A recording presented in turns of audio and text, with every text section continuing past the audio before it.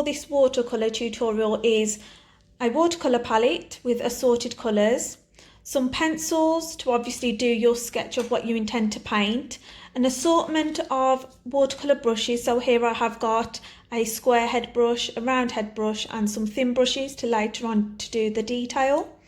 I've also got a palette, but if you haven't got a palette, you can use a plate or you can use the back of your watercolour tin to actually mix the colours. A cup of water and some kitchen paper towel just to clean off any excess and any water from the brushes. For this tutorial, choose the colours that you intend to use for your flower. For this tutorial, I'll be using a palette to mix the colours, but you can use a plate if you haven't got a palette. You can use whatever colours that you want to use for your flower, but I would recommend choosing 2 to 4 different shades that are next to each other on the colour wheel for the flower that you're going to paint. So if your flower is going to be red, you might want to consider using pink and orange. If you're going to be using blue, consider using purple or a lighter shade of blue. I would also recommend that you use some sort of green for the leaves and the stems, which will be added at the end. So after having done that, you want to add water to your chosen colours so that they're ready to mix straight away. So you'll do this on your plate or your palette. You want to blend and mix the different tones together to make your piece look natural. So I will be doing a rose painting, as you can see. So I'll be creating a rose flower for this demonstration. So at the start, for the centre of the flower, I'll be using thinner, smaller strokes using the round-headed brush. To create this look, I held the paintbrush perpendicular to the paper. I used very light pressure and I created my shape for the centre of the flower for my rose by creating C shapes. So if you want to do something similar like this, begin by using your lightest pigment, so your lightest colour. You'll be able to layer the darker colours on later to add more depth. To paint the larger petals, you still want to create your petal shape, or if you're doing a rose like I am, use a C shape to create each individual petal.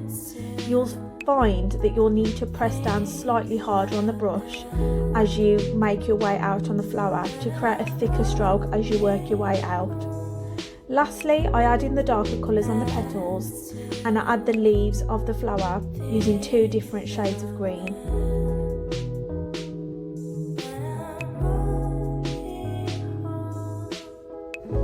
To paint objects of different sizes and shapes, you will need a variety of brushes because each brush is made for a different purpose. So the common brush shapes that I used are the round-headed brush. So this is if you want to add more detail and broader strokes, which I did use for my flower painting, as you can see. There is also a flat brush, which looks a bit like a square, and this is mainly used to create transparent layers of colour, so stronger linear strokes, so a lot more for mark making, hatching, that sort of thing. And then there's also another brush called a detail brush, and obviously that is what it basically says it is. So that is for the smaller details, for the intricate details that you want to add to your piece.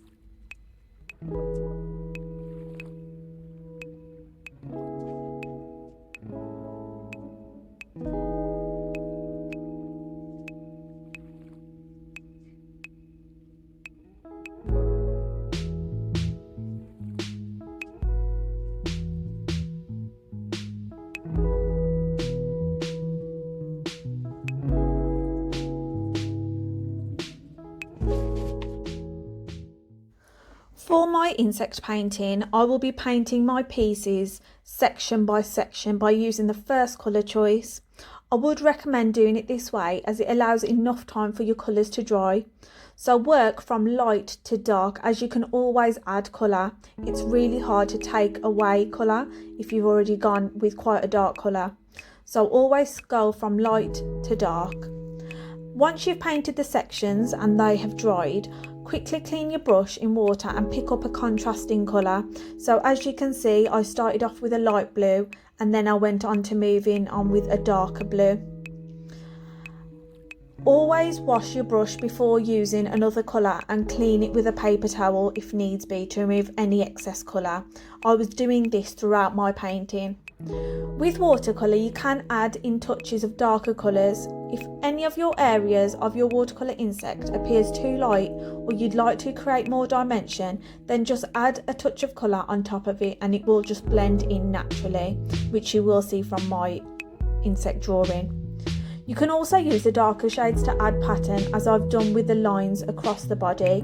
So firstly, I started off with a dark blue line going across the body, and I've done that throughout, and then I added a purple in between just to add that contrast.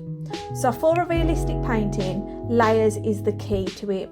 You can add depth and you can add structure by layering colours on top of each other, and by doing this it builds up the intensity.